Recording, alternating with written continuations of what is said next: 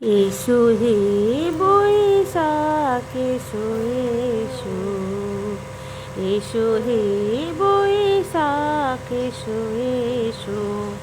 নমস্কার বন্ধুরা, আমি স্বপ্না সিনহা। আমি আপনাদের কাছে আজকে অনেক দিন পর একটি নতুন ভিডিও নিয়ে চলে এলাম। তার কারণ আজকে হচ্ছে শুভ নববর্ষ, নতুন বছর, পয়লা বৈশাখ। তাই আমার যত ইউটিউব বন্ধু আছে সকলকে অনেক অনেক নববর্ষের শুভেচ্ছা রইল। আপনারা অনেক ভালো থাকবেন, আমি সকলের কাছে এটুকুই প্রার্থনা করি। আর আমি খুবই ভালো আছি।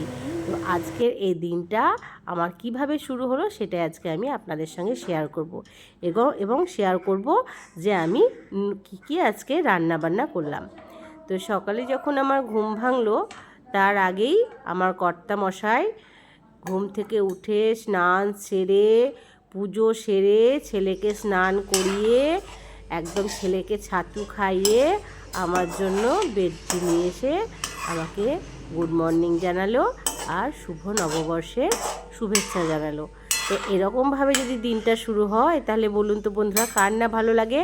তারপর আমার ছেলেও আমার কাছে এলো, এসে আমাকে গুড মর্নিং জানালো, শুভ নববর্ষ জানালো।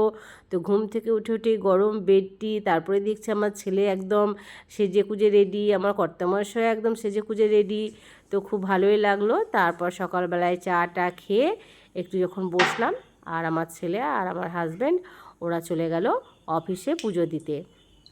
আর আমার কাজের মেয়ে এলো, সে কাজ করতে লাগলো। বাগানে গিয়ে দেখি বাগানে প্রচুর, কালকে রাত্রে ঝড় হয়েছে তো তাই প্রচুর আম পড়ে আছে। সে কয়েকটা আম কুড়িয়ে নিলাম। আর একটা গাছে দেখলাম কচি কচি অনেক সজনের শাক হয়েছে, সেই শাক খানিকটা পেরে নিয়ে এলাম। আর দেখছি ঝড়ে কয়েকটা সজনের ডাঁটাও পড়ে আছে, সেই ডাঁটাগুলোও কুড়িয়ে নিয়ে এলাম। গাছে দেখলাম এঁচোড় ধরে আছে, আমড়া ধরে আছে, ফুল ধরে আছে, লেবু ধরে আছে, পেয়ারা ধরেছে, জাম ধরে আছে, বাগানে কত কি ধরে আছে আমাদের। তো সেই সব দেখলাম, দেখে বাগান থেকে একটু ঘুরে এলাম। ঘুরে এসেই আমার কর্তামশাই ছেলেকে দিয়ে মাছ পাঠিয়ে দিয়েছে। তো দেখলাম অনেক কিছু চিংড়ি দিয়েছে আর ইলিশ দিয়েছে। তো ভাবলাম কি রান্না করব আজকে, তো ইলিশ মাছের ঝাল বানিয়ে ফেললাম আর করলাম সজনের শাক। আর কর্তামশাইকে জিজ্ঞেস করলাম যে আজকে কী রান্না করব। তো বললো কি আছে বাড়িতে, তো আমি সব সবজি বললাম। তো বললো ঠিক আছে, ইলিশ মাছের ঝাল করো, সজনের শাক করো, আর পটল যখন বাড়িতে আছে আর কচু চিংড়ি পাওয়া গেছে, তাহলে আজকে পটল চিংড়ি করে দাও, বাস এইটুকুই করো, আজ আর অন্য কিছু করার দরকার নেই। কারণ ইলিশ মাছ থাকলে আর পটল চিংড়ি থাকলে আর তেমন কিছু লাগে না। আর সাথে একটু টক দই, বাস হয়ে গেল। তাহলে ঠিক আছে, তাহলে তাই করি। তো আমি আজকে পটল চিংড়ির রেসিপিটা আপনাদের সঙ্গে শেয়ার করছি, কারণ সব রান্নার রেসিপি তো শেয়ার করা সম্ভব নয়। আজকে পটল চিংড়িটা কীভাবে রান্না করলাম সেইটা আমি আপনাদের কাছে শেয়ার করছি। তো প্রথমে পটলগুলোকে আমি ডুমো ডুমো করে কেটে নিলাম, আর আলুগুলোকেও ডুমো ডুমো করে কেটে নিলাম। দিয়ে কড়াইয়ে তেল দিয়ে পটলগুলোকে ভালো করে ভেজে নিলাম। তারপরে সেই তেলেই আবার আলুগুলোকেও লাল লাল করে ভেজে তুলে নিলাম। এবার আলুগুলো যখন পটলগুলো সব ভাজা হয়ে গেল, তখন কুচো চিংড়িগুলোকে নুন হলুদ মাখিয়ে রেখেছিলাম সেগুলোকেও ভালো করে ভেজে নিয়েছিলাম। তারপরে আমি প্রথমেই ফোড়নে যেটা দিয়েছিলাম কড়াইয়ে, সেটা ছিল গোটা গরম মশলা, তেজপাতা, গোটা জিরে।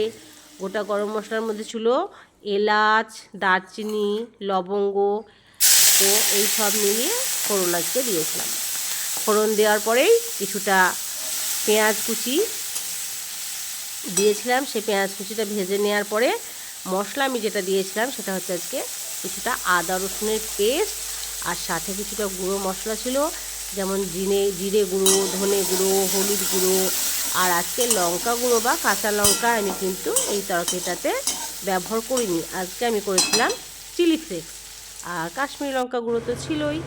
তো সেই সব মশলা দিয়ে আমি ভালো করে মশলাগুলোকে কষিয়ে নিয়েছিলাম। তারপরে একটা টমেটো দিয়েছিলাম মাঝারি সাইজের।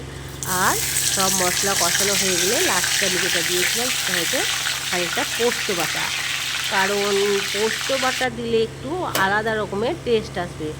আর এতে যদি একটু নারকেল কোড়া দেওয়া যেত তাহলে তো আরও অতি উত্তম হতো, কিন্তু আজকে নারকেল কোড়া আমার বাড়িতে যেহেতু ছিল না, তাই আমার বাড়িতে যা ছিল তাই দিয়ে আমি রান্না করেছিলাম। তারপর যখন সমস্ত মশলা কষা হয়ে গেল, মশলা কষা হয়ে যাওয়ার পরে ভেজে রাখা আলু, পটলগুলো ওতে দিয়ে দিই। তারপরে খানিকটা নেড়ে ছেড়ে জল দিয়ে দিই। জল দিয়ে দেওয়ার পরে যখন ফুটে ওঠে তখন আমি ঢাকা দিয়ে আঁচটাকে কম করে দিই। কিছুক্ষণ সেদ্ধ হয়ে যাওয়ার পর আমি যখন দেখলাম যে আলুগুলো সেদ্ধ হয়ে গেছে, তখন ভেজে রাখা চিংড়ি মাছগুলোকে তাতে আমি দিয়ে দিয়েছিলাম। তখন কিছুক্ষণ ঢাকা দিয়ে রাখার পরে আবার আমি নামিয়ে নিলাম। তখন 1 চামচ ঘি দিয়ে আমার রান্নাটা একদম পুরোপুরি কমপ্লিট হয়ে গেছে।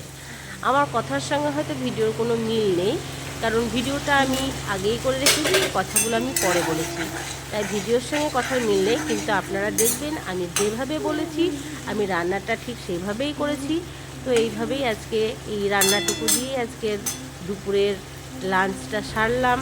তো আপনারা জানাবেন আজকে পয়লা বৈশাখে আপনাদের বাড়িতে কী কী রান্না হয়েছে। আমার রান্না তো বলেই দিলাম, আর আজকের দিনে আপনাদের দিনটা কার কীভাবে কাটালো সেটা নিশ্চয়ই জানাবেন। তারপর বাজার থেকে দেখছি আমার হাজব্যান্ড আমার জন্য দুটো পয়লা বৈশাখে চুড়িদার কিনে নিয়ে এসছে। তাতে তো আমার আরোই আনন্দ হয়ে গেল যে একটা উপরি পাওনা পেয়ে গেলাম, কারণ চৈত্র মাসেই আমরা শপিং করে নিয়েছিলাম। কিন্তু তার সত্ত্বেও মনে হয়েছে বাজারে গিয়ে আমার জন্য দুটো খুব সুন্দর সুন্দর চুড়িদার কিনে নিয়ে এসছে।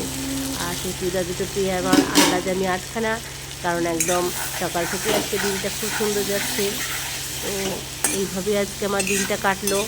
এখনও তো সন্ধেটা পড়েই আছে।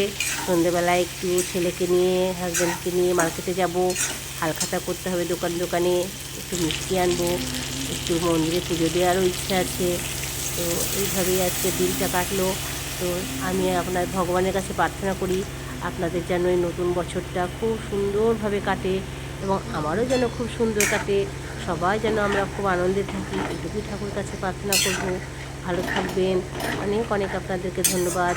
আপনারা আমার যারা ভিডিও দেখছেন তাদেরকে অনেক অনেক ধন্যবাদ।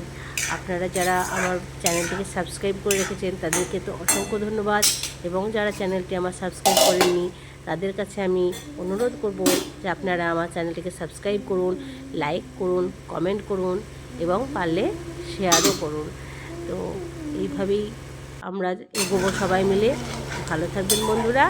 আজকে আমি ভিডিওটা এখানেই শেষ করছি। ভিডিওটা হয়তো এখনও শেষ হয়নি, কিছুক্ষণ চলবে, কিন্তু আমার কথা বলাটা আমি এখানেই বন্ধ করলাম। Thank you. ভালো থাকবেন। ধন্যবাদ।